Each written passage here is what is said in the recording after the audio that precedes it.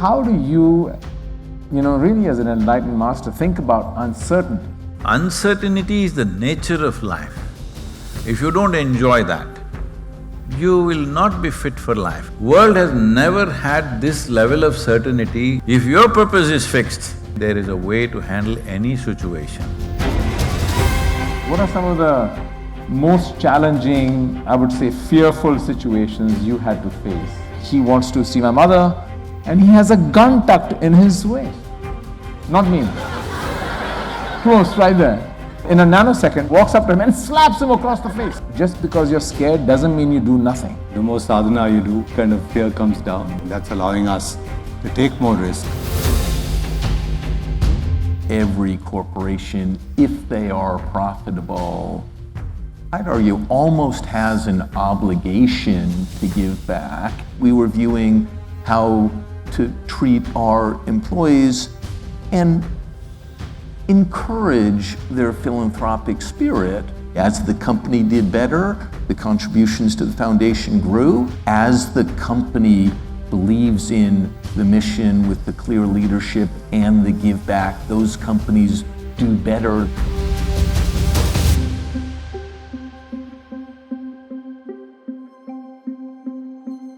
So, Sadhguru, one of the questions I would like to kind of get us started with, and all of us actually, is to really think about uncertainty. One of the things we talk about, in fact, the recent Harvard Business Review talked about, we are having an uncertainty crisis. And uncertainty is technological uncertainty, geopolitical uncertainty, health uncertainty, environmental uncertainty.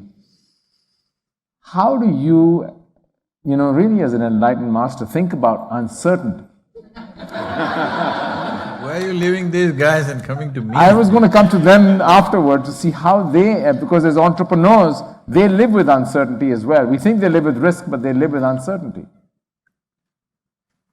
Well, so you think something is uncertain because your survival instinct is such that you're always trying to create certainty in an uncertain world. So in your mental structure, you have created situations which you think is certainty. When it doesn't go that way, it's uncertain. See, what is new about disease, death, all this stuff? Nothing new, it's been happening all the time. I must tell you this. This about a year and a half ago.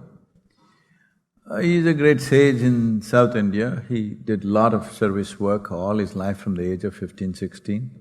He died at the age of 111. And all the newspapers saying he's died suddenly, sudden death. Just previous day he was giving a talk somewhere, next day suddenly he died. I said, come on, at 111, how do you die suddenly? We must understand the nature of life is such. Next step, we could die. We're not wishing to die, we'll do everything to see that it doesn't happen, but it's possible, isn't it? It's every day happening to 1,000 people or 1,000,000 people. Not necessarily war and famine and stuff, it's just happening, all right? All the time. But every time we think it is just suddenly it happened. So there is one… I'm not somebody who's good at quoting scriptures because this story was told to me just a few days ago. In Mahabharata, that one bird, which is supposed to be a yaksha, asks Yudhishthira, what is the most amazing thing in the world? So Yudhishthira says the most amazing thing is, though everybody is mortal, everybody lives like they're immortal. And they think it's uncertainty. Arey, this is the nature of our life. Mortality is the nature of our existence, isn't it? We're not… that's the whole thing, we're planning not to get killed tomorrow morning. We may succeed, we may not succeed. So many people who are smarter than us could have died today, isn't it? Not because they did something stupid, it could have just happened somehow. And it's happening every day.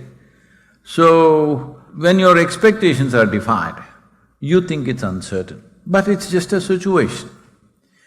Because people have this problem of wanting to label everything, oh, this is a problem, this is uncertainty, this is this. No, it's just a situation.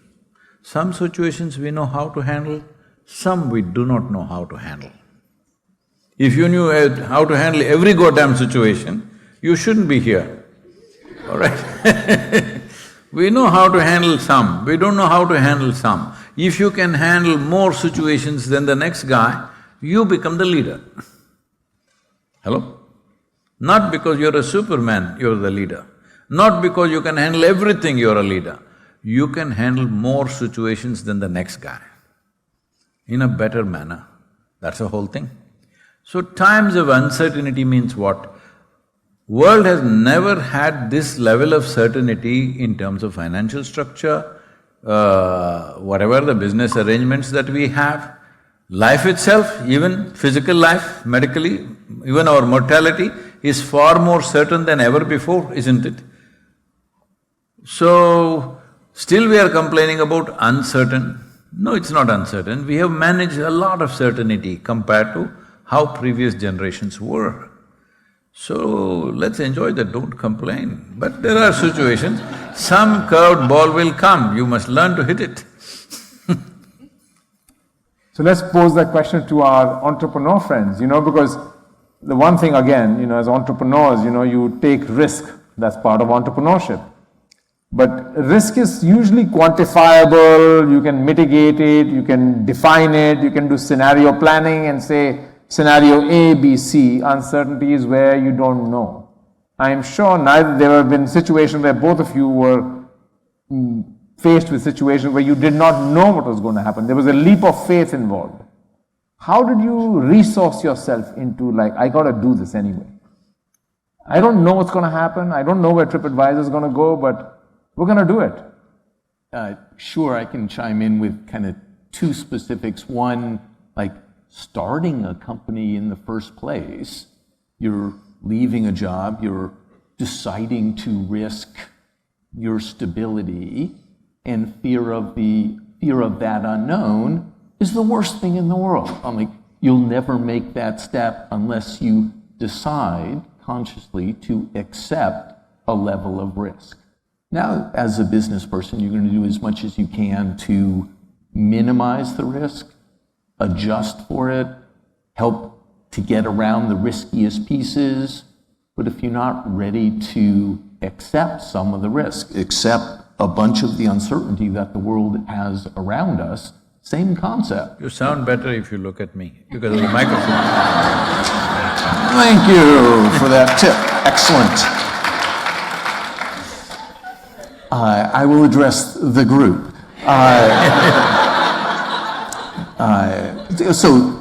As any entrepreneur wants to go do something, being willing emotionally to put one foot in front of the other to move forward in that adventure, knowing that there's a risk of failure, but the consequence of that failure isn't you're a bad person or you are a failure. The consequence is your business idea did not work for whatever reason that the future may bring. The second type of uncertainty I'll talk about, being in the travel business right when COVID-19 hit, and all of a sudden seeing a fairly predictable business, at least 6 to 12 months out, drop by 90% in, literally in the space of 1 month. Holy cow, what's the rest of the year going to be like? Are we going to be in a company? Are we still going to have a company in a couple of years? Who knows how long this pandemic is going to last? And at the time, not a single person had any useful answer to that question. So what does an entrepreneur, I think any business person, do at that point? You look and say, what options do I have? How do I minimize the disaster? And how do I take that next step to protect the business, protect the most important things, and put those doomsday situations, like I can't control what happens if this pandemic lasts forever, so I am not going to worry about it. I can only worry about the things that I have some control over. And now when I think back, I'm like, that's a pretty good life lesson, not just for the catastrophe. And so as some friends might be super concerned about what's going on politically or with the environment, and they're flooded by the news, and it's all bad news because that's the type of news that sells the most. How does one adjust to all of that negativity and all that uncertainty versus move forward? Because that is not only the right choice, but the only choice at that moment in time. And yes, if you're running a business, you're going to naturally apply that, but I think it is an overall pretty good life lesson. Oh, thanks, Stephen. Yeah. So Ranjay, I think I have two takes on it. One is that when you look at what uncertainty does, I think as entrepreneurs, you're willing to spread yourself out so far, right? And you're always looking to push that frontier. You're basically saying, I'm willing to, if you were running a business in India, you say, okay, now I'm willing to go outside of India. I'm willing to go to the United States. I'm willing to go to any geography. Part of what's happening with the kinds of uncertainty we're seeing today, I think, is it's pulling people a bit back inwards geographically, right? In the sense that they're pulling back to territory you're more familiar with, because there's a certain amount of apprehension saying, if a situation arose in India, perhaps I know how to handle it. But with a new tariff showing up every second day, do I know how to handle it? Probably not, right? And so I think that's primarily the kind of uncertainty we're beginning to see a lot of, which is basically how the world order is basically beginning to realign is a bit uncertain, right? So definitely I think that the approach or the response to that has been, let me go back to what I'm slightly familiar with. But now, if you kind of take the title of your book on how to be bold, it's actually kind of advocating the opposite. Yeah. And I actually think that most entrepreneurs, Stephen was talking about his experience, that's what we end up doing, right? Basically saying, how do we push the frontier the other way? How do we keep opening up more and more territory? And that a lot of that has to do with fear that Stephen talked about. Kind of, there's a fear in making that initial decision.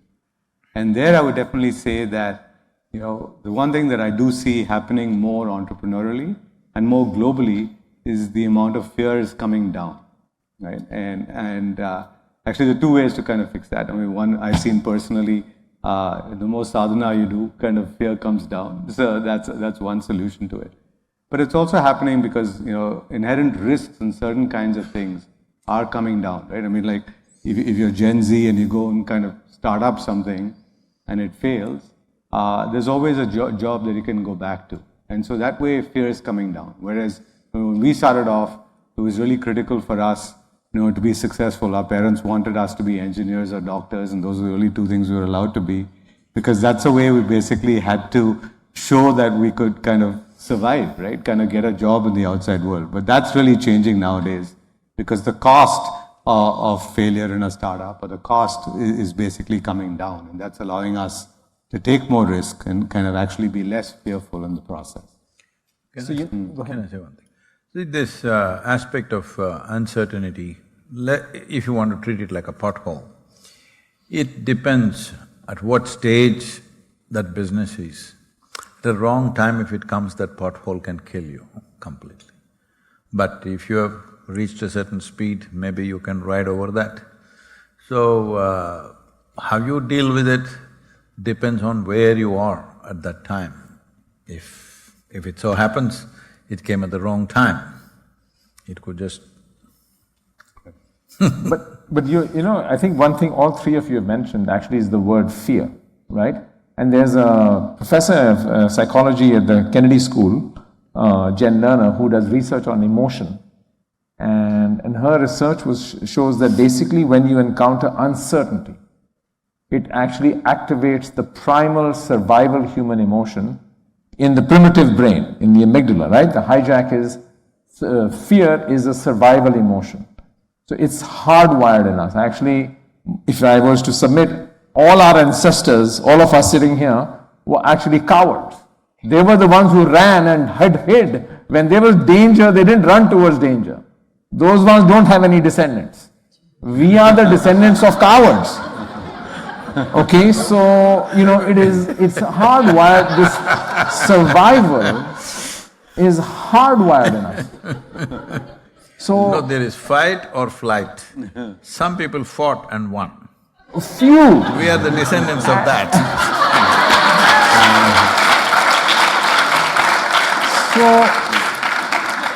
So the word courage or being bold is actually not going against somehow learning to tame fear.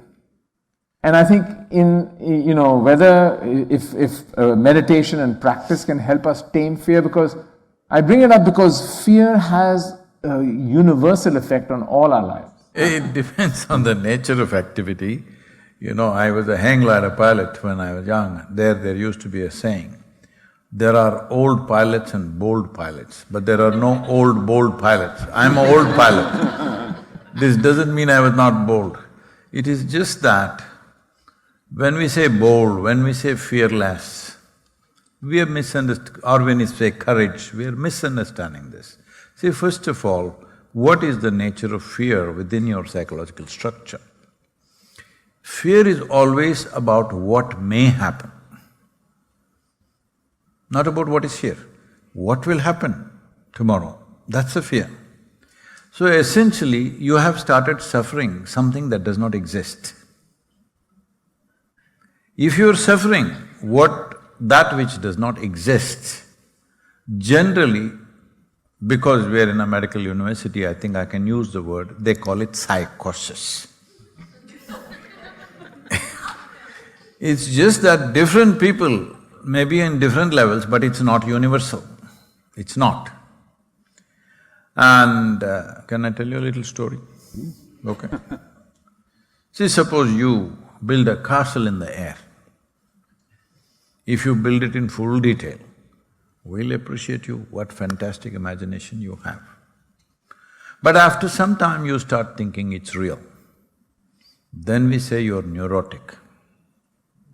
After a while you start living there. Then we say you're psychotic.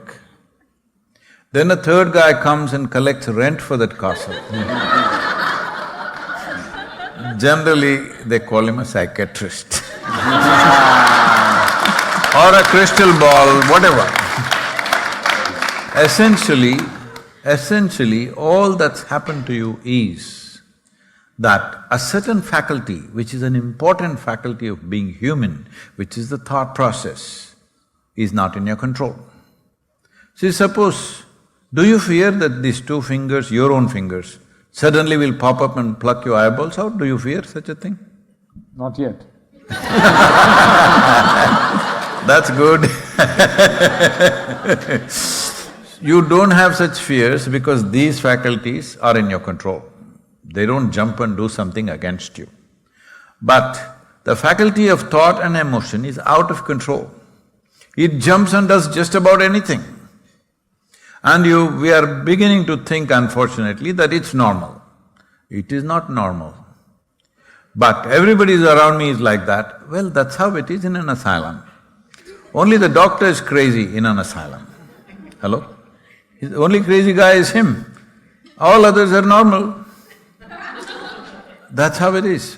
Essentially, fear is, your thought is trying to make you believe you're already in tomorrow and start suffering tomorrow. Well, we don't know the situation, like he brought one example of COVID. It's not just for him, for everybody. Nobody knew what to do because we don't know how long it's going to be. Maybe in the United States you didn't lock down very heavily, in India it was like lockdown, okay? People didn't come out of their homes for months. So we are an organization where we have over 6,000 plus people living inside, and here nearly about 500, 600 people living, and so many others spread out working in various aspects. So what do we do? If all activity closed, all programs, schedules, everything closed, completely no revenue for the foundation. I always kept the foundation in such a way, it's on an edge, I don't want too much money inside the foundation. If somebody gives me money, $10 if you give me, I have a $100 project ready, okay? Because I don't want people to sit on cash, I don't want people to come and sit inside the foundation because there is money. I want people to come because it matters to them, because they believe in making this happen, whatever we are trying to do. So, we're always on an edge kind of budget. And suppose I'm not able to feed these 6,000 people, what do I do? So immediately I send people with trucks to adjacent states and say, pick up all the millet that is there. They were eating rice, I said, no more rice. Everybody eat millet because it's much cheaper and more nutritious, everything. And the diet that they were having, whatever, quantity was maintained, but the number of things that are having, I just chopped it down to 20%. I said, everybody, learn to understand, at least you're eating, many people are struggling. And then I didn't know what to do because I know in the villages, a lot of people, no labor, no work, they don't have food to eat. So we started try to raise fund money, but everybody's got problems. Nobody is willing to do anything because nobody knows where the hell it's going, all right? It is not like whether it's a 15-day problem or 3-month problem, what it is, we don't know. We don't know whether we'll live through this or not, that's a kind of picture that was painted, all right? I knew I will live through it, but everybody else, what'll happen around you? So I said, let's feed the villages, how? And for the first time in my life, I started painting. Not great painting, but people bought it for $1.2 million. And we used it for about 16,000 meals per day we cooked, and every day gave it to all the surrounding villages, those who don't have employment. I'm saying in any situation, you can do something. Our work is to impact people's lives. If they have money, we'll impact them one way, if they don't have it, we'll impact them another way. If they have food, we'll impact them one way, if they don't have, we'll impact them another way. Because don't live with a sense of what to do, what not to do. Fix the purpose, what is it that you want to create? If the opportunity is this much, we'll do it here. If the opportunity is here, we'll do it there. That's about it. If I was here 1,000 years ago, I would be doing the same thing but in a different way. If I come 1,000 years later, I'll be doing the same thing because it's always important that first and foremost thing is, how do you impact people in a positive manner? That's all there is, isn't it? So whatever uncertainty comes, if your purpose is fixed, you make use of it in your own way. And this COVID time, people were just, you won't understand how distressed people were. Nothing happened to them, but just family that they were missing, they were trapped with them. See, we are living in an ashram which is like lots of acreage and we can walk around without coming close to each other, we can walk around, whatever. But people who are trapped in a 2-bedroom house, husband, wife, 2 children, oh, they had it, enough family they thought. Because you can't step out. Step out means they're being arrested, all right? That's how strict it was first 1.5, 2 months. And they got crazy, all kinds of things happening within the family because they're trapped. What to do? So I said, daily I will do darshan. Even today in the airports and all, when they see me in India, Sadhguru, during COVID time you held our hand, we are so grateful to you. Every day we were just waiting for you to come in the evening. I'm saying, doesn't matter what is the situation. COVID is a great example because nobody knew what the hell is next, all right? There's no picture. With everything else we make some estimates. With this we had no picture because we have never seen anything like this. And people are making predictions, half the population will get wiped out and this will happen, that will happen. We don't know it's going to happen or not, but everybody was in such a state. But we made the best out of it. in our impact with the local community because we served them when they didn't have food, they're totally with us, and we reached out to over 1 billion people across the planet. Over 1 billion people got into that daily evening outreach. And today our video views are 5.6 billion, 2024. This time it'll cost six billion. Unique views are 1.72 billion, all right? Because no situation is a problem. You are labeling it, it's just a situation. If you look at it simply as a situation, there is a way. Maybe the same things that you are doing are not possible, all programs cancelled, all schedule cancelled. So after this was done, I came to United States. Still, after India kind of opened up, United States was going through its own throes. So here said no programs. I've always been wanting to go to… I was just telling him about that. I've always been wanting to go to Native American nations, visit the reservations and stuff, which I never got because the moment I land in United States, from that day schedule will be there till I leave United States. No single day will be left. So I said, fine, and I took my motorcycle and rode across United States, some of the most beautiful parts of United States, the western, northern states, absolutely spectacular places. And I went to all these Indian nations where COVID was at its peak. But I went there, met some of those leaders and interacted with them. I came without even catching a cold. I'm saying there is a way to handle any situation. Well, there may be losses. Hello? You didn't come with nothing. When you were born, did you come with dollars? Empty-handed we've come. Whatever the hell is happening is profit. What's the problem with uncertainty? So I'm an academic, yeah, so I'm going to try to… Be bolder. I'm going to try to put Sadhguru's great statements here in a conceptual language that if I understood you correctly. So please correct me. One is, when you have the power of conviction that is grounded in a moral purpose, you can overcome any form of uncertainty. See, that is one way of looking at it. See, you're trying to build a bridge. I'm not trying to build a bridge. All I'm saying is, why are you labeling a situation in a certain way? Don't label it, just look at it. According to your intelligence and competence, you respond to it, right? See, what I do, another person cannot do. What he does, I cannot do. There are different levels of competence in different areas of life, isn't it? So, why are you labeling it as a problem and trying to do this and that? No, just look at the situation according to your capability, your intelligence, your competence and your resources. Accordingly you act, isn't it? No action in the world is ever perfect, but the best possible thing that you can do, you do.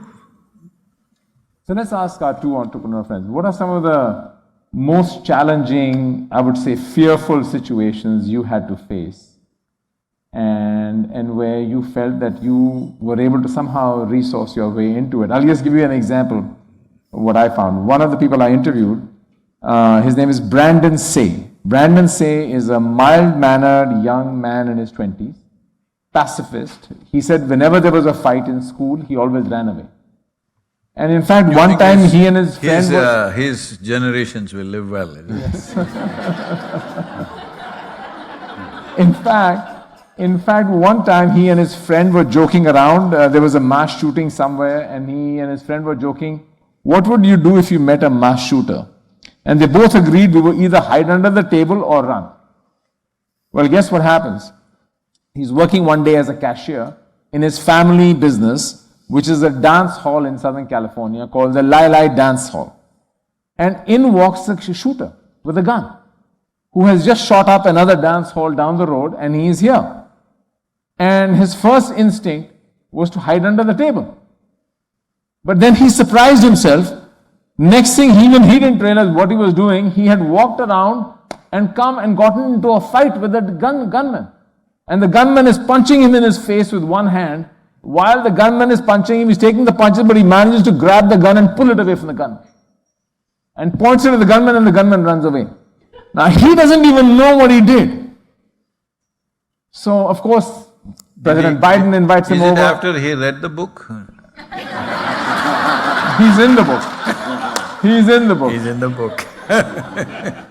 So, and the question to ask people like that is like, what is it you do and why do you do it? And he explained later he was absolutely terrified. He was absolutely terrified, but he didn't think he had a choice. This was his grandmother's dance hall. This was his mother's entire life legacy. And he said, if I'm going to be hiding under a table, I just can't do it. And because this guy was able to pull away his gun and identify him, then the police were able to find him before he was going to like keep going.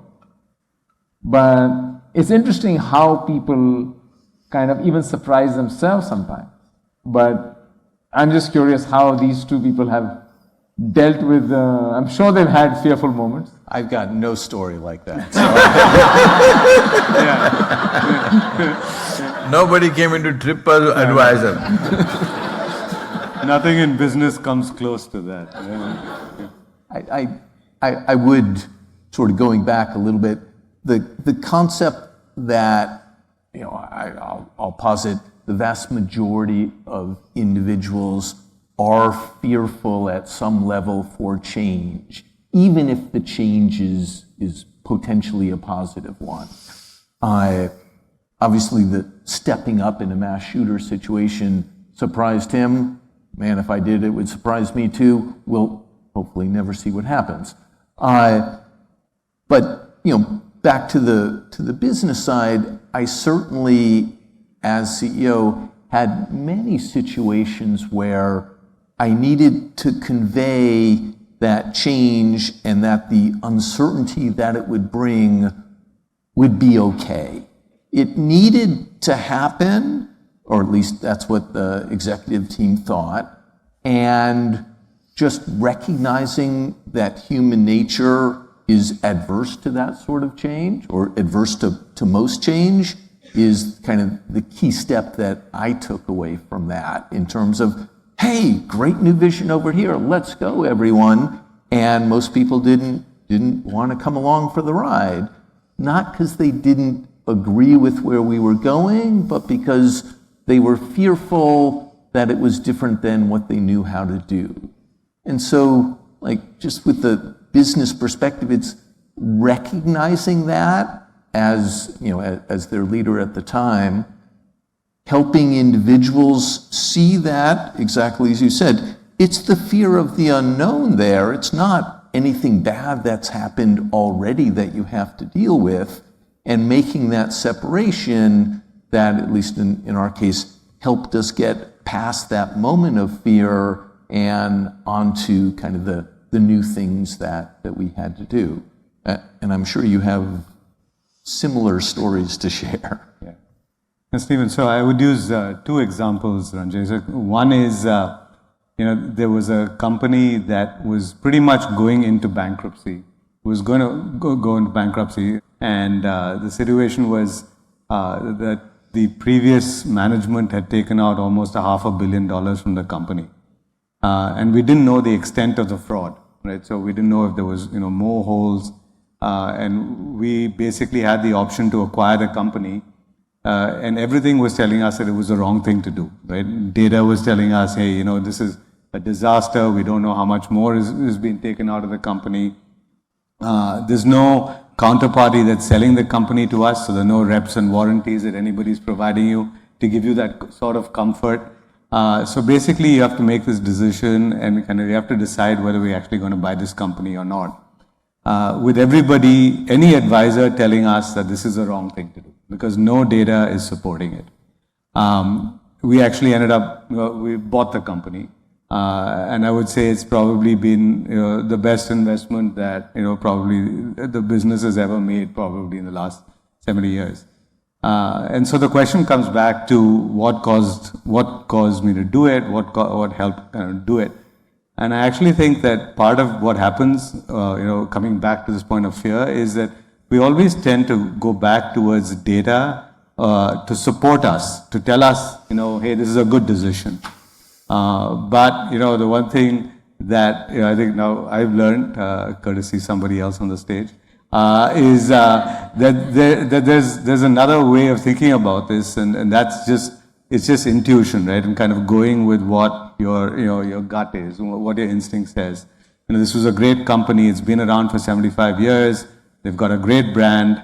The maths might not say it makes sense to buy it, but basically, if you look at it and say, like, listen, is this brand going to be around for the next 75 years? The likely answer is yes. So, basically, when you start using that side and just not looking at that data, I think that then the amount of fear comes down, right? Because you're beginning to kind of trust in yourself a bit and not saying I need external things like data and things like that to kind of tell us, whether this is the right thing to do. You went through all that, huh? See, let's look at it in a more fundamental way. See, whether you call it stress, fear, anxiety, you give different colors to it. Essentially, your intelligence has turned against you. Your own intelligence poking you. Why? Because in all this educational process in the world, unfortunately, there is no amount of, even a little bit of time that we are spending with our children, how to take charge of our faculties. Individual families may be doing a little bit of stuff, but it's not systemic, I'm saying. We are just trying to throw information into people's heads, and I know this, I know that, I know that. But what will you do all that? Because life is about, if you see this situation, which way to hold this situation. You hold it the wrong way, it's going to burst in your face. If you want to figure that, you should have no emotion, you must just have looking at it clearly, right? You're looking at it clearly, then you can grasp it the right way.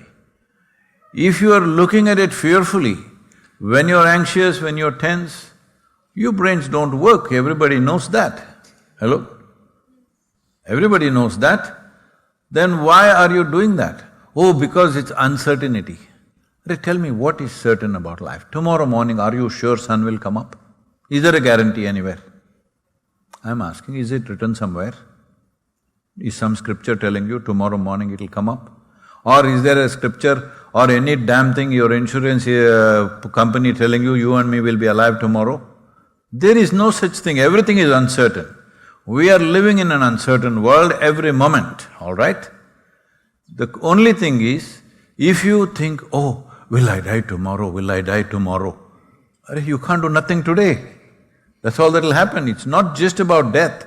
Death happens in many ways, not necessarily physical mortality. You lose your money, you die, you lose your relationship, you die, you lose your home, you die, isn't it? In some way, parts. In parts, people die. So, uncertainty is the nature of life. If you don't enjoy that, you will not be fit for life, unfortunately. You may be managing things, but you're not really fit for life because you can't go at it exuberantly and do what you have to do. When I say what you have to do, for people who are sitting here, in a given situation, all four of us cannot act the same way.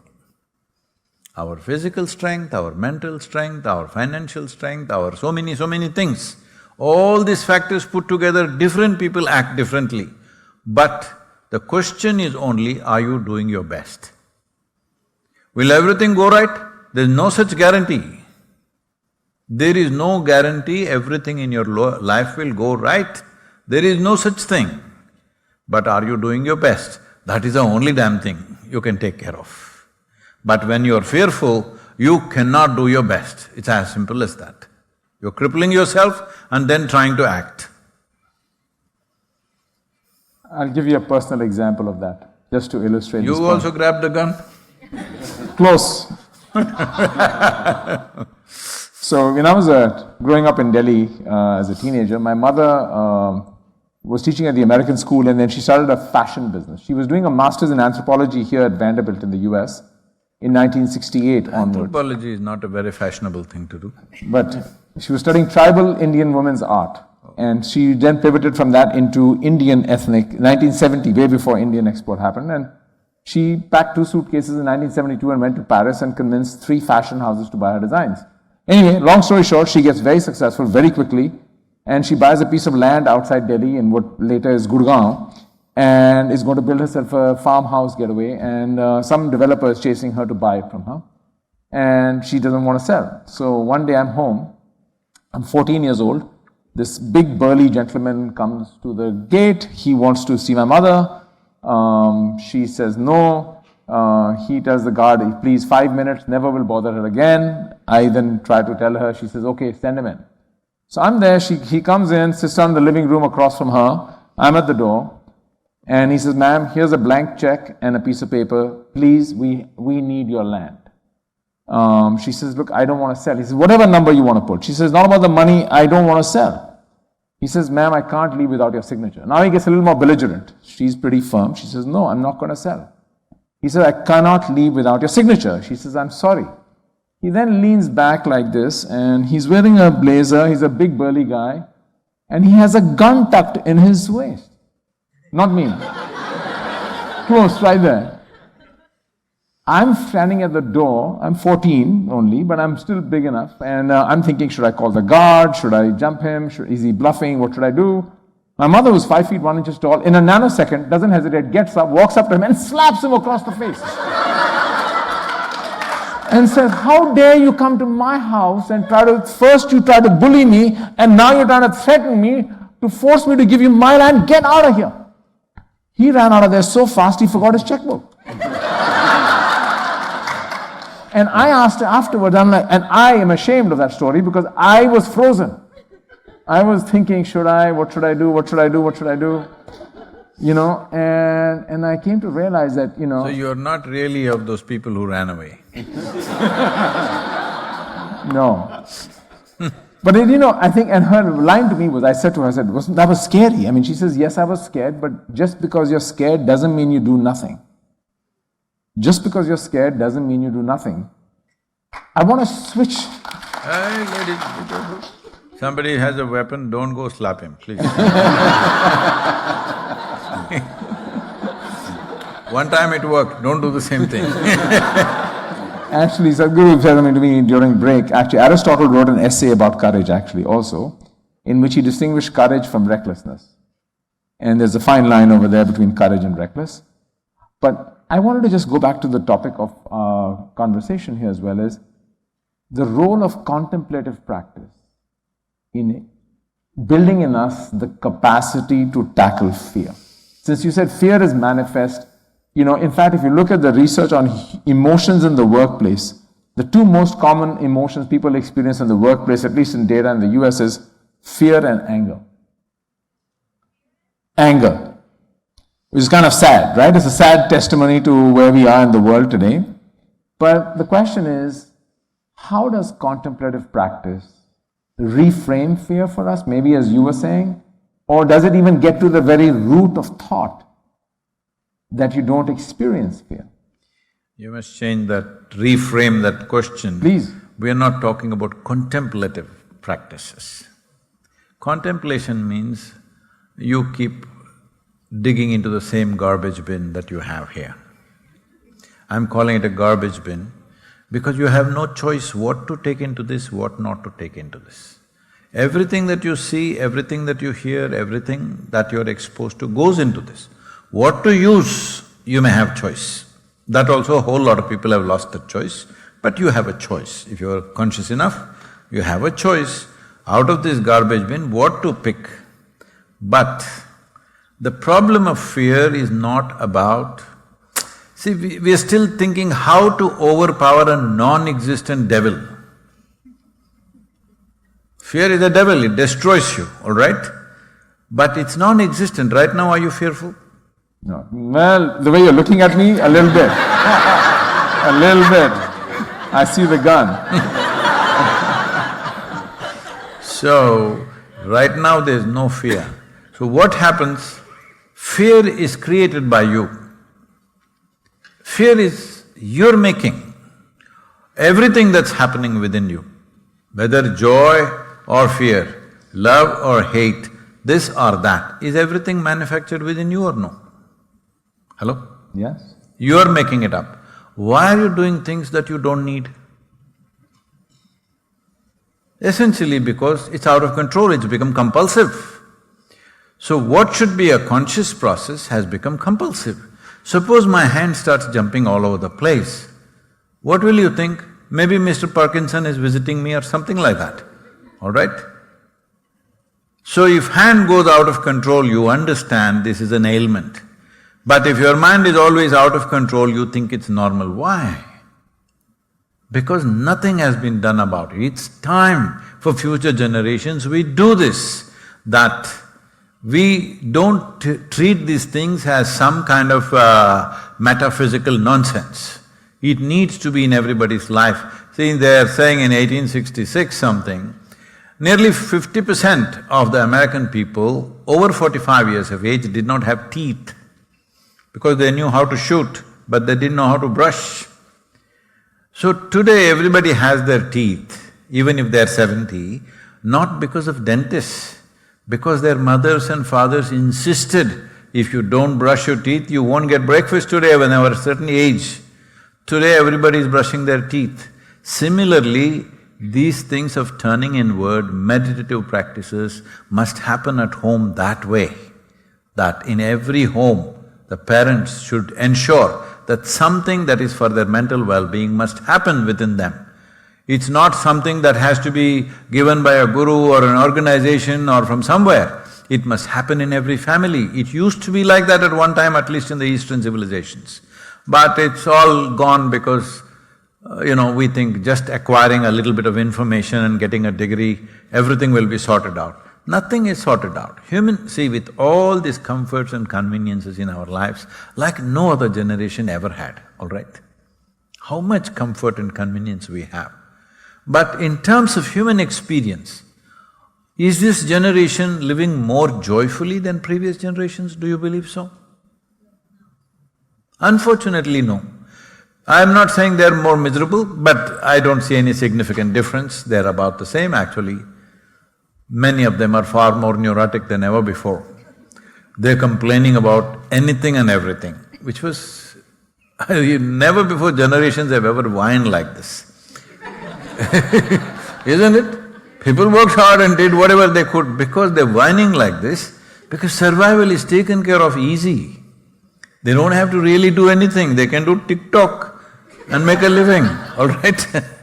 So because survival has become easy, they just started whining because they don't know what else to do with themselves. So for these generations, it's most important that in every home there is a simple meditative process. Don't call it contemplative, because contemplation means you're still digging into the mind. Taking charge of the fundamentals of our life is important. If we don't do that, then we think fear is normal, anger is normal, this is normal, that is normal. Everything is normal, then shooting is also normal. When I am angry, shooting is just a next step, isn't it? I've been practicing on the video games till I'm 18. When I turn 18, I want to graduate. I'm saying, when anger is so normal, is violence far away, I'm asking? Why are we surprised? No. The important thing is this, especially business leaders, they must get into this, that who they are. See, right now, once you call yourself a leader, what you think, what you feel and what you do, everything has impact on thousands of people or maybe millions of people. When you have such a privilege that you can actually, make people's lives, very important that you pay attention as to how you are. I am fearful and I try to do right things. Well, everybody will become fearful, just know this. You will transmit that. It's very, very important. You are a picture of well-being in every possible way. Nothing has been invested in that direction. Just we think accumulating a few books in our head, everything is fixed. It is not fixed. Let's ask our business friends, how did you as CEOs running businesses stay centered, as Sadhguru was saying just now, where what you thought, what you felt and what you did, but also how did you bring joy into your life? You use the word joy. He made them travel and they were joyful. I mean, How do you say centered and how do you think about joy?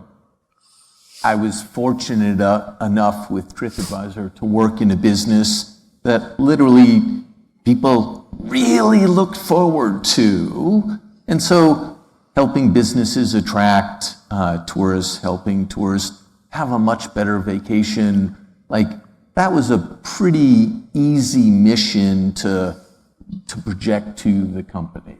And we tried our best to model the behavior, as an exec team, to model the behavior as if we were working for this set of leaders. So, that's trust, that's delegating responsibility, that's accountability, that's transparency in what we're doing, that's as much communication as we can, always taking the other shoe. Hey, if you're a senior leader but not an executive at the company, how do you interpret what's going on? If you're a line level engineer or a customer support, how are you hearing the communication of the executive and the company in general? Do the values that the company, that they put up on a wall, could they apply to every company in the universe? That's nice. Or do they actually talk to what this group of people, this company, this mission does? And then at Tripadvisor, we also, found some other ways. We created a charitable foundation so that the benefits, some of the success that the company had was in fact given back to not what the company thought they really cared about, but we actually opened it up to employees and sort of like nominate your favorite charity, show that you are working, it was less a nomination and more, show your personal commitment to an aspect of philanthropy and we'll match it with some dollars from the foundation. That's a fantastic thing to do. And thank you. The beauty wasn't in the design of the program was, yes, or lots of companies have a foundation and do nice things, wonderful. We wanted to take it one extra step, which, like you're teaching your kids how to meditate, we were viewing how to treat our employees and encourage their philanthropic spirit by offering the support of the foundation along with it. And that was, in addition to Volunteer Day and some other things. So as I think every business leader has the opportunity, different than a parent, because the audience is very, very different, but to also model the behavior that they think sort of good citizenship in general should be. And, Tripadvisor was certainly not alone, and next company I chose to do it in a different way, but overall there's plenty of opportunity, I feel, to model the behaviors that you'd like. And joy? How do you find joy? Joy was available as things were going well and harder to find when things weren't going well. He's asking during COVID, how are you joyful? Well, that's exactly what I'm thinking of. When things aren't going so well, look, there's no, in my case, there were a lot of hard moments where there was no joy in that day. There was a job to do, there was one foot in front of the other, get through this situation as best we know how. We're not going to do it perfectly, but certainly aren't going to freeze. We have to move the business. So, the advice from the business perspective I'd share is, as hard as some days were, I personally tried to keep the challenge, the stress, the uncertainty, sometimes fear, and just like bummer days at work. And I tried to make sure I never took it personally as a reflection on the kind of person I am. I'm doing my best here in my professional life, and I hope to be doing my best in my personal life, and those two don't always go in lockstep joy-wise, and that's okay. That's the situation one often deals with. So for me, I'd say it's been two things. One, which obviously has a huge impact on it, is just the way I was raised, and I think kind of for most of us, kind of then how we raise our kids. We're a fourth generation family business, and now the kids have entered it, so the fifth generation's entered it. From when we were young, kind of the way we were raised is, at the dinner table, you're always told kind of, you understand that basically that this is not yours in a sense, right? Kind of the basically, what you've got on the business side, any wealth you might have, it's not really yours. It's part, and you don't create this association with yourself because there's always this it's a responsibility more than anything else, right? That you have to basically create impact. You have to, enhance other people's lives, and that's far more important than basically thinking about, what is yours or, what's in it, for you. So I'd say that was very formative, and that basically really helped on the centering. And I think that obviously then we have huge responsibilities as parents in that way, kind of, in terms of how the next generation thinks about it as well. We don't want Gen Zs that whine, so we got to get the non-whiners, kind of, and I think kind of that's very important. And then obviously the second aspect for me that has really helped, is just, has been, just the practices you were talking about, right? Which is basically kind of, for me, the practices, I'd say, we've been doing it for 15 years now, and I'd say probably like not done them for maybe 15 days in those 15 years. And that just really helps, really establish this in such a solid way that I think it's very difficult to kind of go back on. And Ranjay, it's really something that because inherently you use the word contemplative, and I think the things that I contemplate on kind of are just like we have 100,000 people that work for us, right, over that. And what you really think of is what gives you the right to manage these others if you can't manage yourself. And once you begin to ask that question, right, it puts a lot of that onus on you, and then you begin to say, I better be managing myself, okay. If I were to kind of express, anger in the workplace every other day, what are these 100,000 people going to think, right? And kind of, what kind of a role model do you become, right? And not in a role model way, but it's just really understanding that, right? If you can't manage yourself, do you actually have a right to kind of go out and manage other people? And I think that's very important.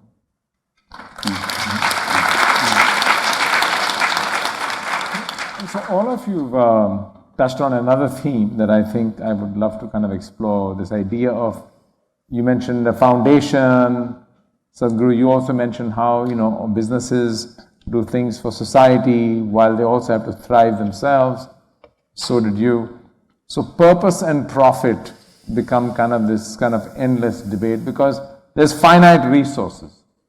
Now, Peter Drucker, 50 years ago once said, he said, profit for a firm, business is like oxygen for a human being. Without it, you're not in the game. But if life was only about breathing, you're really missing something. So I'm just curious, how do you think about a business that has to balance today more than ever before? Think about its responsibility to its employees, to its customers, to its community, to the planet, while also remaining responsible to its shareholders, who are risking their capital, and hoping for some return in the process. And all of them want a piece of the pie. And you've got to divvy it up, right? And how does one even begin to think about that? And I know, Sadhguru, you've thought about it too, and you've talked about it too.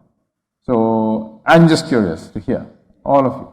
When did I say anything about sharing the pie?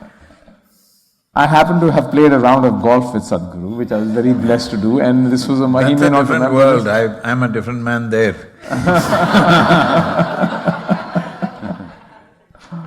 There is no mercy, but… There is no mercy, I remember that. I mean, I absolutely feel very strongly that every corporation, if they are profitable, I'd argue almost has an obligation to give back. And if that ends up as a public company depressing their stock price a little bit, oh well. Like there is, at some level, an extra dollar can drop to the bottom line, or it can be investing in your team, your employees. It can be investing in the community around you. There's plenty of studies out there that will show as the company believes in the mission with the clear leadership and the give back, those companies do better than the average peer where it's all straight dollars. All subject to ifs, ands, and buts. But I mean, I do think what Tripadvisor did was ingenious because when we were sold, we put 2% of all future profits into this foundation. And it was that one-time action, and it lasted for a long, long, long time.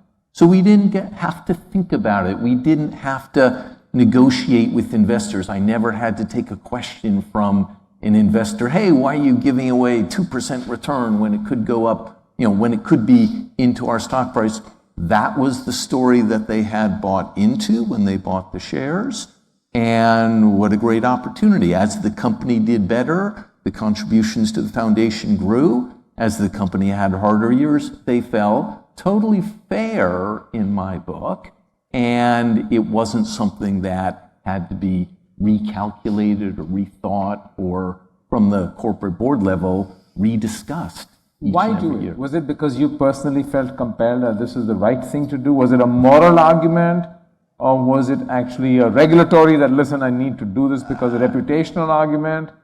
It was a very moral argument dressed with some language about how it'll improve the overall company's growth because it was such a mission-driven company. We could do it. We got away with it, if you will. Many other companies will make the 0.5% or 1% pledge as they go public or as they achieve success. And tapping into some of those dollars right at that moment where a company sort of breaks out to the world in a positive way, there's just a lot more money flowing around at that point.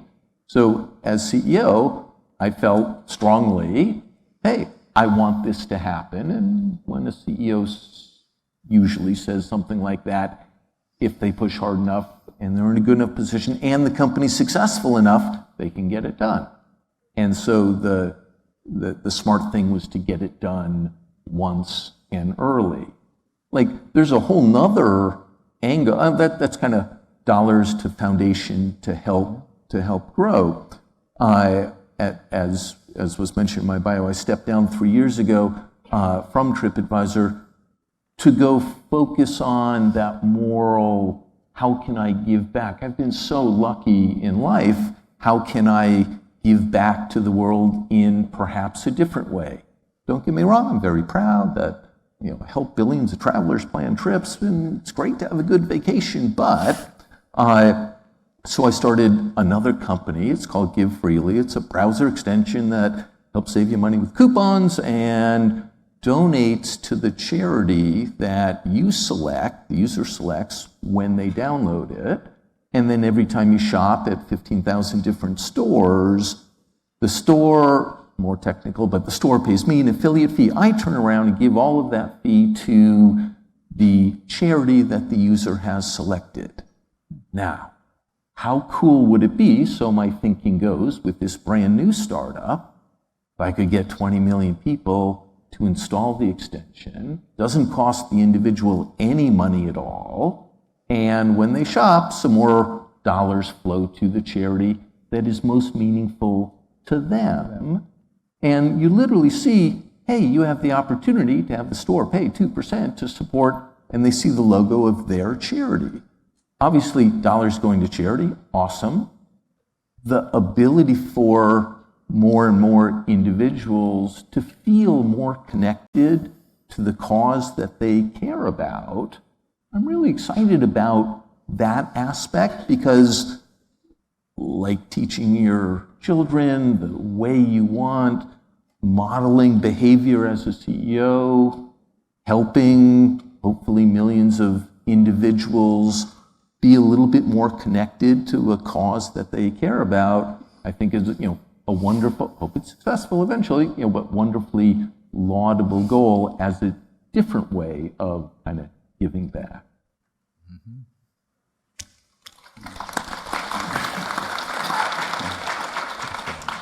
Yeah, so I think similar story. We've done 2% or more, I think, for the last 75 years, right? We run schools. So the 12,000 students that go through schools every year, we run 4 schools, the hospitals, the kind of various things we do as part of, basically the program. So we do both direct and indirect, right? So kind of direct is where we directly run them, and then kind of indirect is where kind of it will be funding outside entities. Ranjay, I actually don't see it as a duality, right? It's not kind of, you talked about kind of all these pulling forces, right? Kind of, whether how do you take care of your employees, how do you take care of the customers, shareholders, all of this.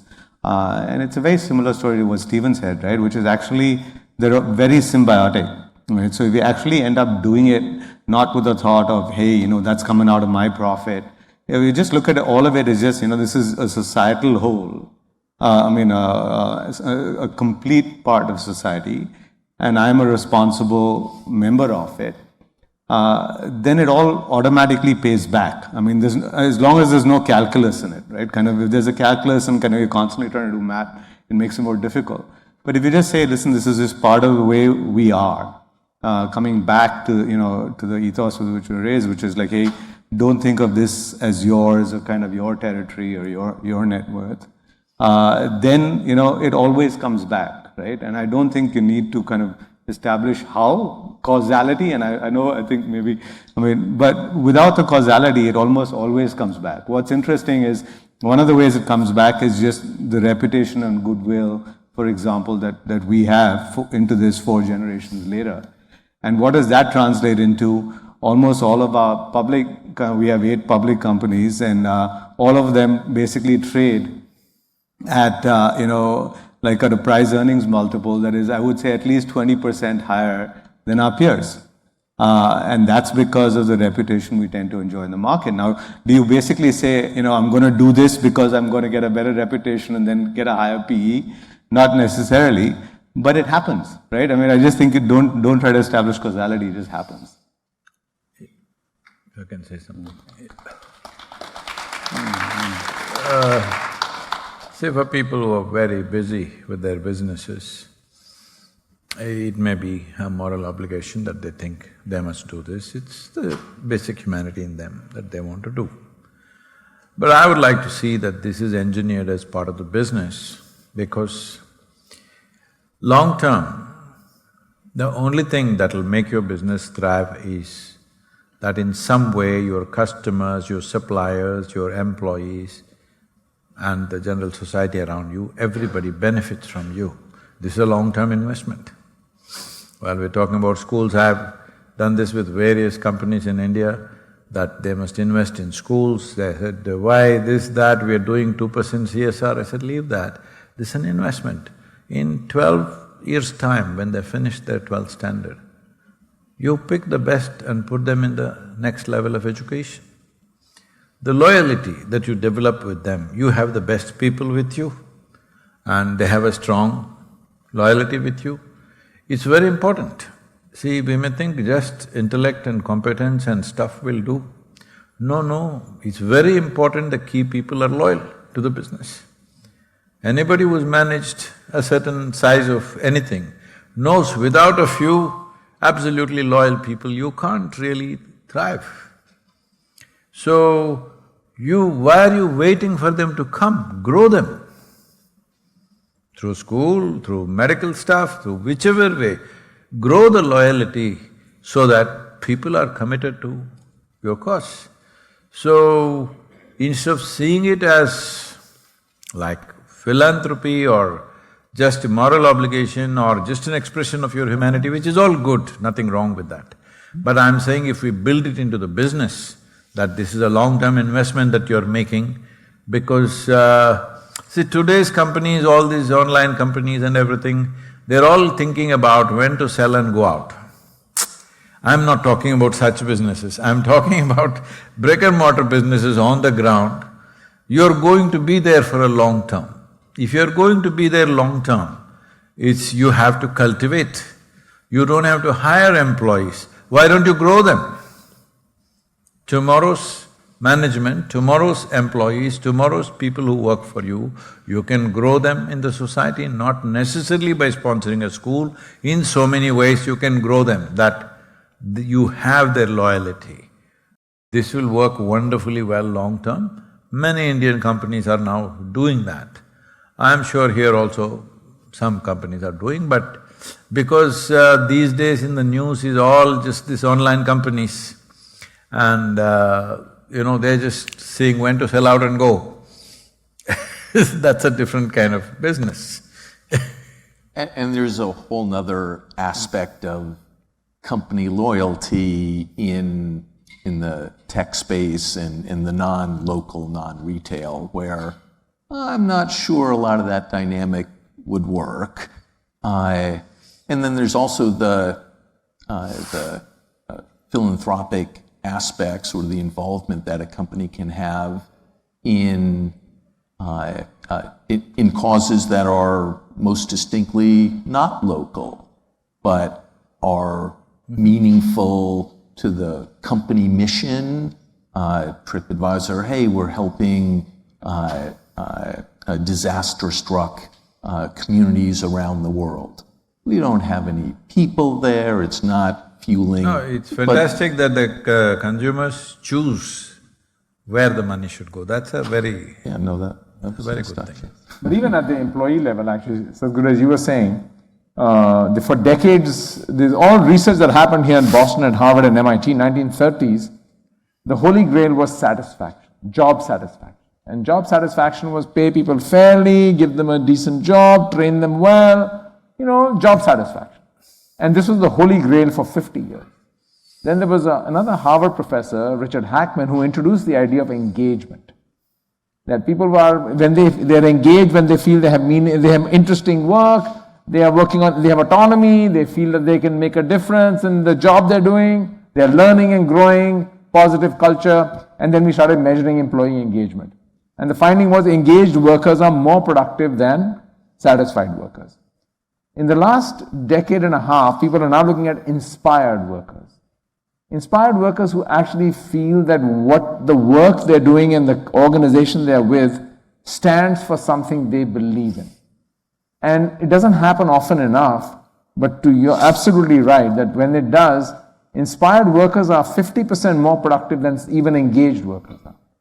So the productivity gains are phenomenal, but it's an elusive target, and how do you get there? I was given the cue to open it up to the audience to let a few questions from there. I have one or two more, but please. Just say one thing. I must tell you this, we were doing a 3-day, a weekend program for one of the top multinational companies, I don't want to name them, it's among the biggest ones. Top 25 executives in India in a resort. So I had 9 volunteers. You know our organization is over 6,000, nearly 7,000 full-time volunteers and over 19 million part-time volunteers. That means I don't pay them. They don't pay me either. So, our volunteers are well organized, doing their own thing. Nobody has to manage them, they'll do what is needed to the extent that it can be done. I don't have to worry whether they'll do full on or not. Nobody who drags their feet is ever around me. So on the second day, these guys look at this and say, Sadhguru, where do you get such people? They're looking for attrition, you know. I said, you won't get such people, you got to make them. How do you make them? I said, you have to make them fall in love with you. Oh, how do we do that? I said, first you must fall in love with them. Oh, they don't pay us for that. See, life, if you look at life as just a transaction, there are transactions we have to do. At various levels we are doing transactions. I have nothing against it. But if you just understand life as mere transaction, like you said, you'll be just breathing, doing transaction, this is a transaction, oxygen, carbon dioxide is a transaction, isn't it? So if it's a mere transaction, you will never rise beyond a certain thing. The question is not what is the volume of your activity. See, the volume of our activity depends on the times in which we exist, isn't it? See, today I'm talking in terms of billions numbers. If I was here 100 years ago, what would we be talking? Maybe a few thousand, maybe 100,000, because we had to go from village to village, town to town and do physically. So these are… what we are doing in terms of our volumes is essentially a consequence of the times in which we are. We are riding the times. You must ride the times, that is the best thing to do. But the nature of your activity need not just be crippled just by transactions. Because what will you do with transactions? What will you give and take and give and take and then do what in the end? Little give and take is there in life, we cannot help it. In every relationship there is give and take. But the important thing is, you are talking, whatever the last thing is, an inspiration. If you are not inspired, why the hell are you here? I'm saying if there's no inspiration about something, whatever is precious to you, you don't have to be inspired about what inspires me, but you must be inspired about something, isn't it? Otherwise you'll drag your feet. Life is very burdensome. Very burdensome if you're not inspired. So I can't resist asking Sadhguru one more question, if I may, and then I really want to open it up to all of you. You mentioned the word love, and so I was writing a case and doing research on a football coach here in the US, Pete Carroll, who was the coach of the Seattle Seahawks. And American football is a very transactional business. They buy and sell players like anything, you know? So players are traded all the time. It's a very performance-driven place. And Pete had a different model of coaching. His model of coaching was caring leadership. And it was just completely different from how other coaches thought about their jobs. In fact, the extreme contrast was our coach here, Bill Belichick. So the team mantra of the New England Patriots was, do your job. Do your job. It worked, by the way. They won a lot of tournaments for a while. Pete's model was, mantra, the team mantra was, I'm in. I'm in. And Pete explained to me, he says that, you know, we have lost, as humankind, we have lost our capacity to even form caring relationships. So when you said loving relationships or caring, he said, I don't know what has happened to us. That even the players are sometimes shocked when I say, I care about you. I care about you, I want to know you. Who are you? And something has happened where everything has become transactionalized, as you were saying. That the human capacity has… What is your thoughts on that? And in business also, I think we are used to transacting. What is the role of caring in business or life? See, you don't have to make being loving, caring into some kind of concepts. These are not concepts. These are natural expressions of a human being. So how much human being are you right now? Or how mechanical have you become? That's a thing. Right now, if you have to love something, it has to belong to you. It must be my child, my wife, my husband, my mother, my father. It must belong to you. otherwise you can't love. I'm asking you, do you spend more time with the people that you work with or with your family? Tell me honestly. Generally, anybody who is successful spends more time with the people that they work with than their families. If you're spending a lot of time with your family only, then you are a clerk in the government office. All right? Because it doesn't come. Success doesn't come just like that. So, when you're spending most of your life with the people that you work with, if there is no loving relationship with people around you, when I say loving, in America we have to be careful about love and relationship.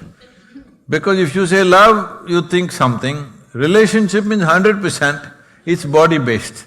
Arey, haven't we held relationships with our brothers, our sisters, our grandmothers, our fathers? Have we not held relationships? Now somebody has hijacked the word relationship completely. If I say I have a relationship with you, immediately it means something else. We need to take these things back. Whole English vocabulary is being hijacked by all sorts of people. You can't say anything. So, we have had healthy relationships with so many people, isn't it?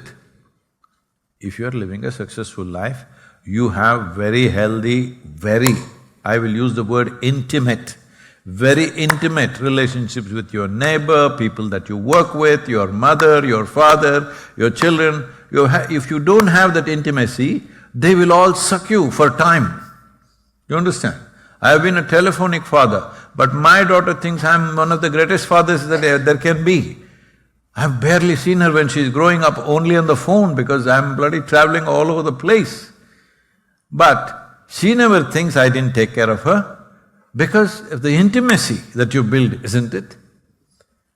So, the quality of life depends on how deeply you're engaged. What are you hesitating for engagement? Your problem is, if I involve myself, will I get entangled? Arey, why are you in such a condition? Fearlessly you must involve with anybody and everybody. Why do you think you'll get entangled? There's no need to get entangled. You can be involved with just everything around you. Without involvement, there is no way you will know any aspect of life without involvement. Yes or no? You're teaching without involvement, you know what subject you're talking. Your business, do you know without involvement, what is your nature of your business? Any damn thing we are doing, without absolute involvement, do you know what it is? You don't even know what it is, isn't it? By accident. If you're successful by accident, then you're fearful naturally. Okay, should we open it up? Okay. Thank you for the wonderful discussion. I was wondering, for the conscious leadership for a changing world, if each of you could maybe share someone who's from the past or present, political or business, someone who embodies those qualities that you admire and maybe have taken something away from, and what did you take away from that particular individual? Heroic examples. You're the academic, huh? I'm getting past the… So you're looking for role model, exemplar leaders who have exemplified conscious leadership. Is that where you were? One example from? Oh, from each of us. I'll go if you want. Oh, yeah, please. I have one, but I'll wait. I'll let you do it. I was first one that came to my mind was Angela Merkel. I've been a former head of Germany's government, and the reason I admire her so much is in the face of the refugee crisis from Syria a while ago. Here was a company, Germany, with a horrific past, and she raised her hand and said, we'll take in 1 million refugees, when all the other countries around were saying, yeah, no thanks, we're too full, we're not going to help, including the US, against a lot of internal, some good reasons, some bad reasons, internal opposition. And so that was kind of a moment in courage that I remember. And I'm like, yeah, I really hope to be able to take away that ability to make an unpopular decision that you felt was right at the end of the day.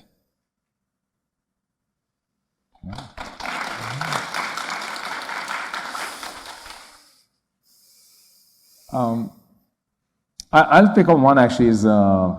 I write about him in my recent book, is Alexei Navalny.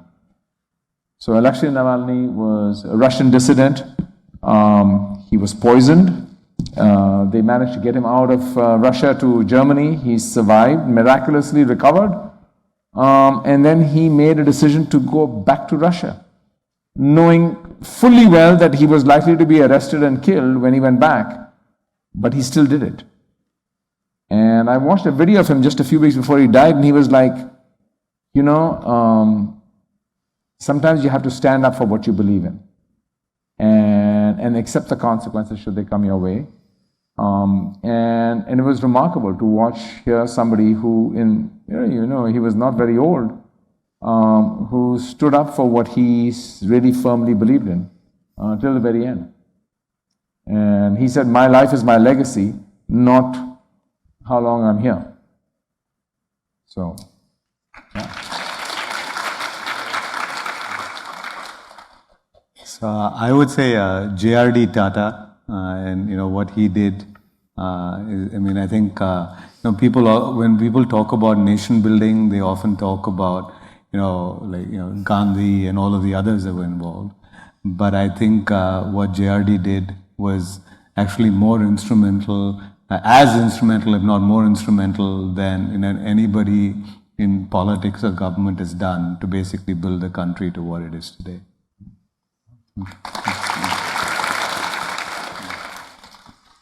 I thought the question was, is somebody a role model for you, right? Inspired. Okay. Yeah. Oh, I never rolled with any models. I'm not trying to be over everybody else. What I'm trying to say is, this is something you don't believe these things, but pay attention to this. I have a lot of things to do, so many projects are full on, global level projects are going on, all managed by volunteers. So when you allow volunteers to manage, you don't just manage the work, you have to manage them, their family, their emotions, their everything. You understand? I'm probably the busiest psychiatrist in the world because volunteers come, do their work, but every aspect of their life you have to do because they're not employees. And because they're incompetent, you can't fire them. They're volunteers, all right? So, activity keeps me busy. When there is no activity, I just fall into my empty space. I don't look at any aspect of the world. I don't look for inspiration anywhere because I think I'm already unnecessarily inspired about everything. Though fundamentally I'm a very lazy person, I would like to do nothing. But they keep me busy 18 hours a day. So if I get further inspired by somebody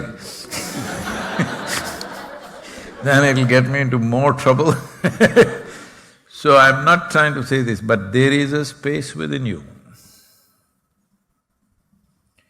There is a nothingness within you. If you learn to touch that rather than looking at the world for what to do, you will do something which probably has never been done before, because it's not an inspiration, it is an intelligence without prejudice. When I say intelligence without prejudice, see, right now everything that you are your body is a certain body of memory, your mind is memory, everything. This is evolutionary memory, genetic memory, karmic memory, like this, many levels of memory. Everything that you are is memory, every word that you say is memory, every book that you read is human memory, every scripture that you read is human memory, though people claim it came from somewhere else, all right? Essentially, you're just trapped in this memory ball. But there is something within you which doesn't belong to this memory means accumulated stuff. Accumulations enrich you socially, will never enrich you as a life. See, you have $1 billion. These guys have, that's not the point, I'm just taking okay, you have $1 trillion, because billion is like become too common these days. You have $1 trillion. It's only valuable when you look at all these people who don't have it. You have $1 trillion, all these people have $10 trillion.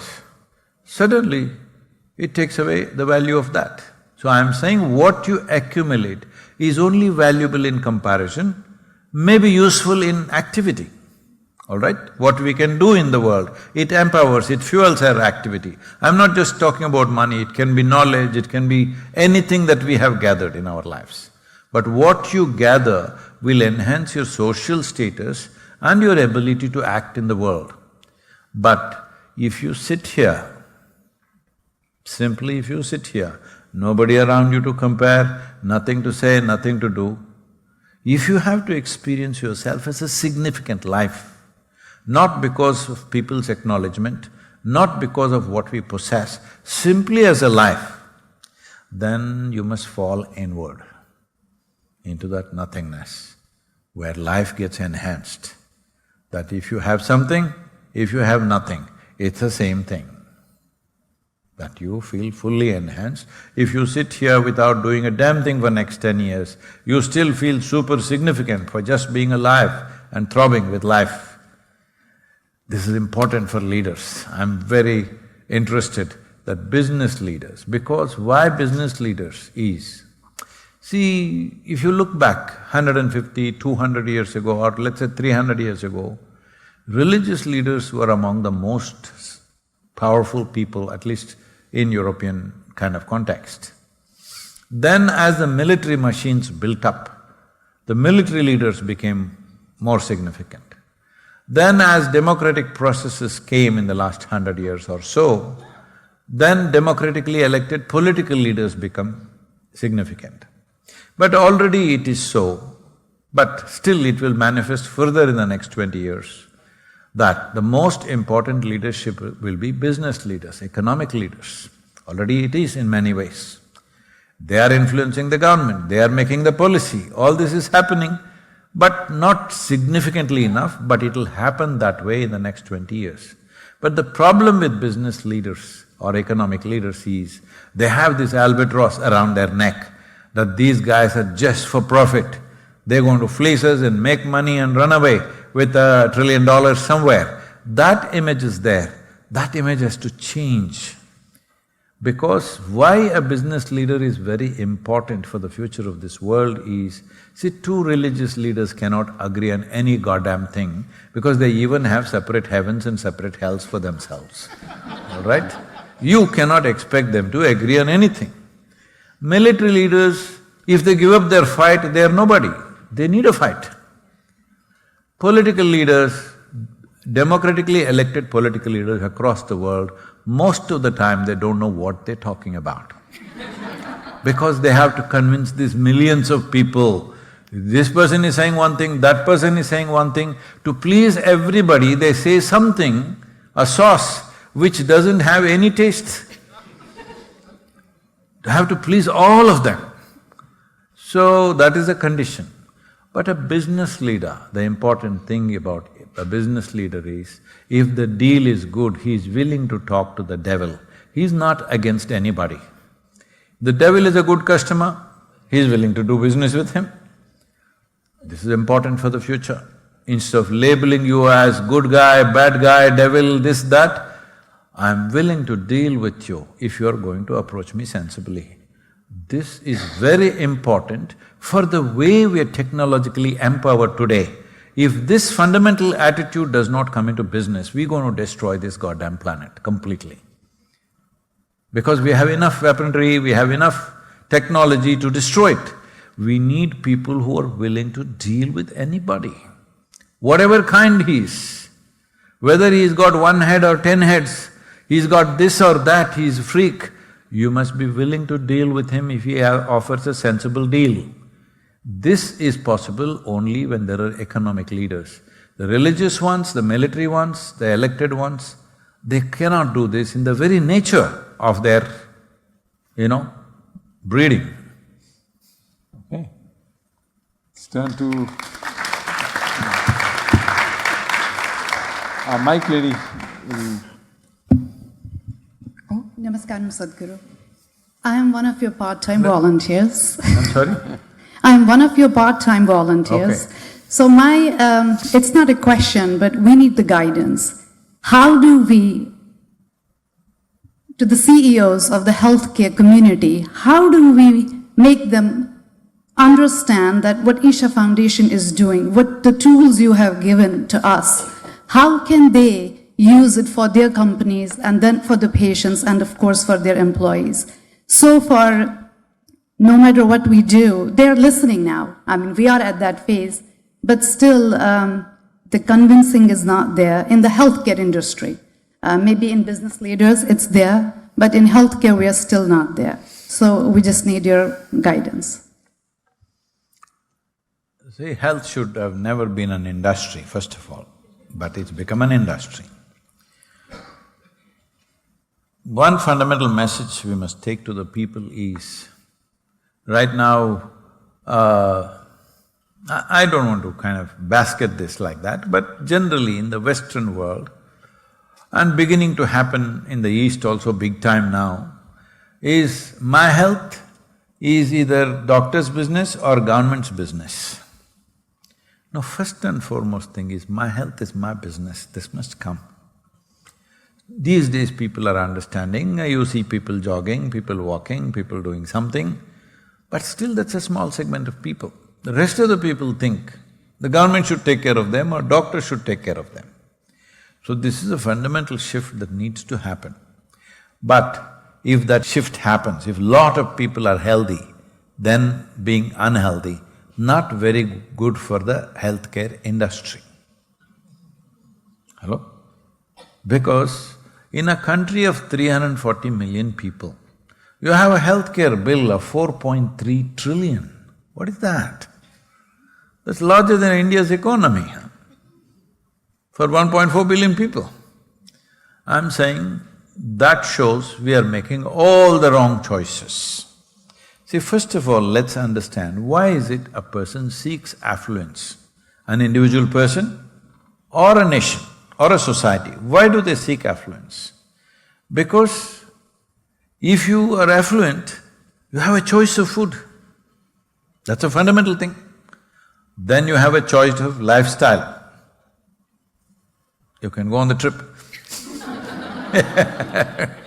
But that's a second choice. First choice is you have a choice of variety of food or the right kind of food. So a nation which has, let's say, the largest economy in the world, where the per capita income is substantial, though they're complaining all the time, but it's quite substantial, they must be eating the best food. And they must be having the best lifestyle. But can you say that about America? That they're eating the best food and having the best lifestyle?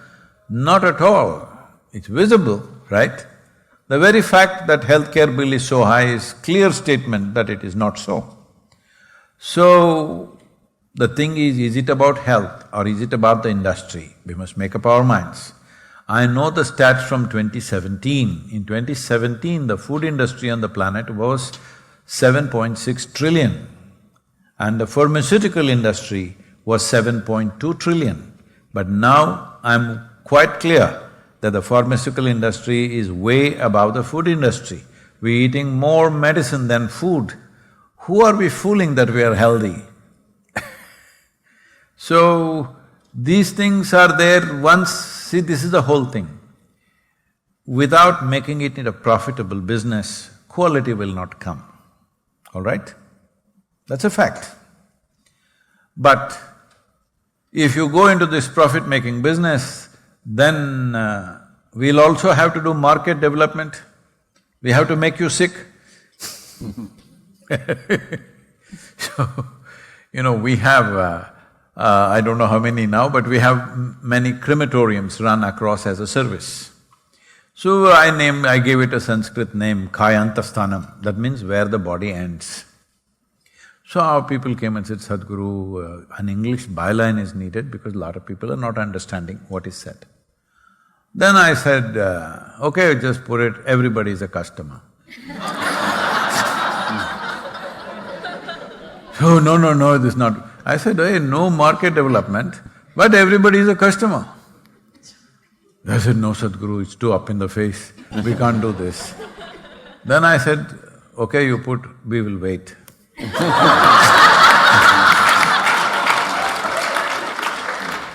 I'm telling you, I'm not saying somebody is doing this right now, but if you have invested heavily in, let's say, pharma industry or something else and something else, if none of you got sick…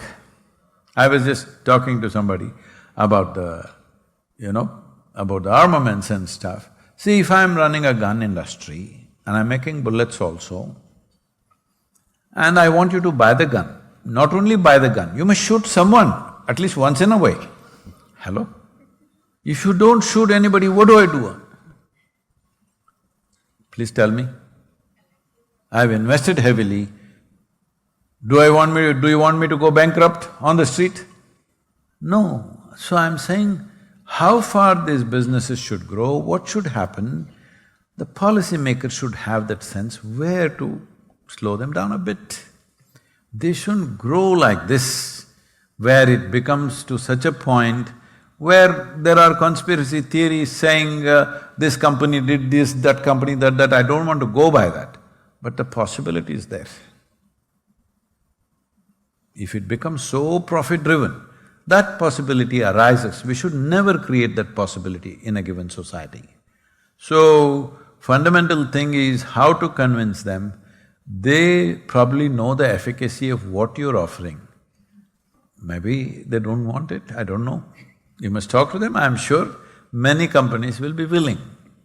But some may not be willing simply because this is not good, everybody's healthy is not good for me.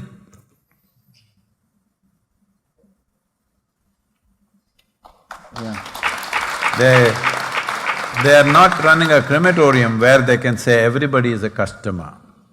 In a hospital, not everybody is a customer. I must tell you this, I was in Los Angeles, I'm driving a full building-sized hoarding, let's say 10, 12-story building, full-size thing, my favorite pharmacy. I thought, what? When did pharmacy become a favorite place to go to? Then the next thing is my favorite hospital, next thing is my favorite crematorium. All right, where are we going? Pharmacy, hospital, crematorium, we go to these places when it's inevitable. When there is no other way, we go. Not by choice. I think just to echo a little bit on this point, I just want to just say one line only, is that the healthcare industry is in the illness business, not the wellness business. Nobody's getting paid for wellness. And until we can fix that, where there is an incentive alignment around wellness versus illness, and sadly individuals themselves don't want to pay for wellness. Right? So you don't want to pay for wellness, you don't want to do about… So I think there's a huge incentive misalignment in the entire healthcare edifice where… Business is not crafted like that, Yeah. So, and how do we think about the system as a wellness system, not an illness system? That, to me at least, I'll just add. Just wanted to… we talked about fear, we've talked about anger as feelings inside, we've talked about people wanting to be inspired. If you can hold it close. We've talked about people being inspired. No, the microphone. as well. This way. You know, This you've way. seen Lady Better? Gaga? Yeah. Like that. But I think, and Sadhguru has talked about, almost I'm going to phrase it as common sense, but I'd like to know as a percentage, what would you put your gut feeling to? Living your life by going by your gut feeling.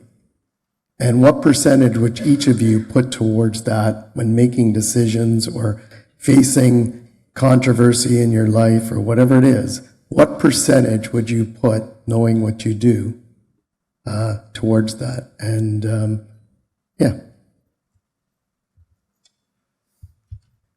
Don't say, then they will conclude you're not using your brains, okay? Don't say.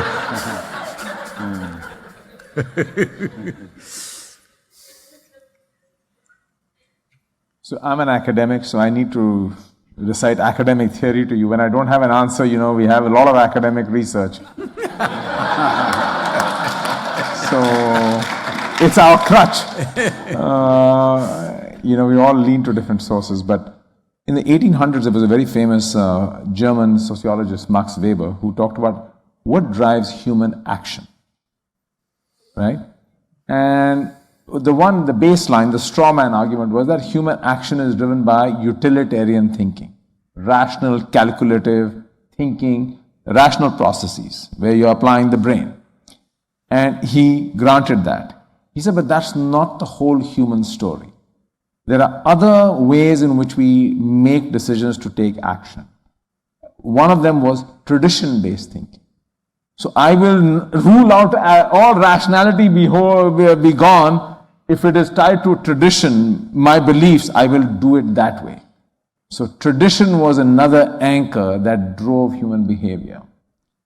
The third anchor, which I thought was the most interesting to me, was interpretive behavior, where we rely on emotion and interpretation of the situation. You might call it gut, but it was that his argument was that we have a view of ourselves and we look at the world through a lens of meaning and understanding. And that interpretive way of looking at the situation and looking at ourselves, so that gentleman at the dance hall said, I had to do something. My grandmother built this place, I'm the custodian, I'm the family, I'm not even the owner, I'm the carrier of this tradition in my family, and I'm going to hide under a table? I can't do that, right?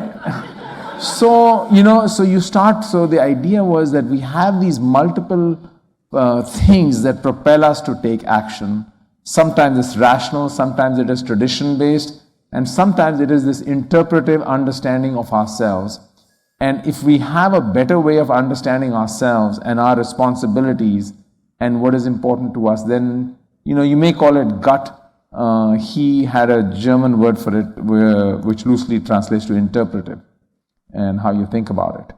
I wouldn't say it's a percentage of all things. I mean, every situation, I look at it from all three perspectives. I would be kidding myself if I didn't say that. I look at a situation, I see, I like to believe I'm rational.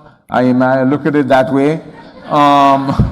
You know, then I say tradition, like how has it been approached before? And then I think tradition in the family is when somebody pulls a weapon, slap him. That is definitely part of the family tradition, so please don't show a gun to me, I might just instinctively slap you.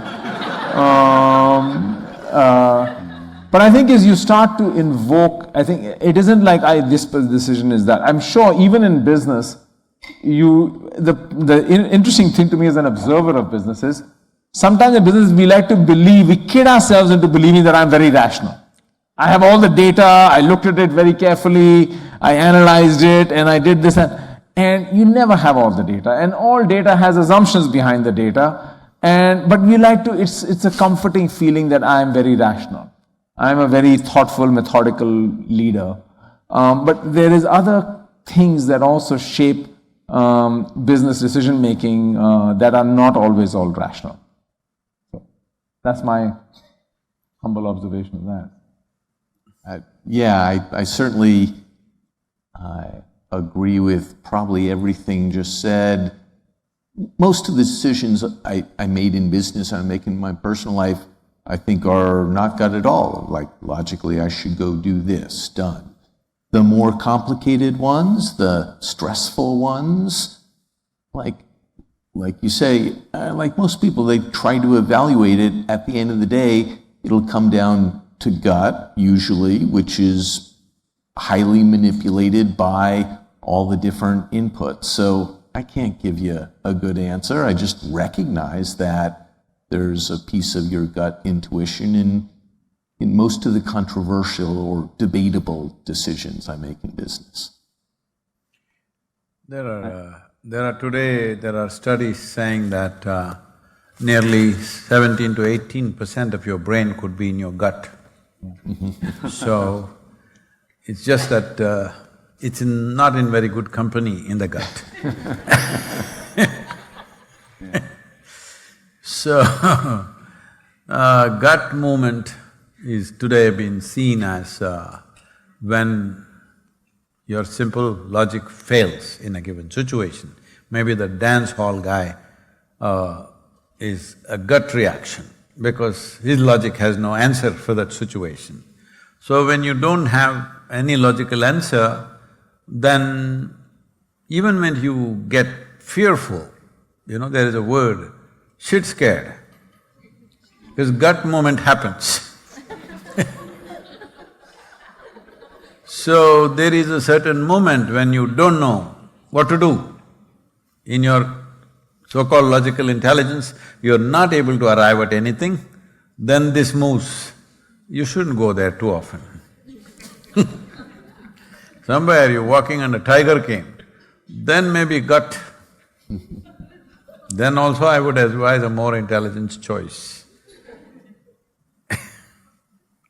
So I would just reframe it as perhaps not gut, but intuition. We were talking about earlier about decision. So I would say it's about 60-40 towards intuition. So 60 intuition and 40% data or rational. So that would be the balance that I look at. And it's almost always actually the decision is more driven by intuition, but you just use the data or rational to just ensure that if the downside occurred, it doesn't kind of send you under, right? So basically it's more protective in its thinking, but I would say most of it, so 60% at least is intuition. I agree with you, that's how I live my life. Yeah. I can see everyone is paying rapt attention, but the clock behind us shows 6:06. So I thought this would be a good time to thank our three esteemed panelists. Sadhguru, thank you so much.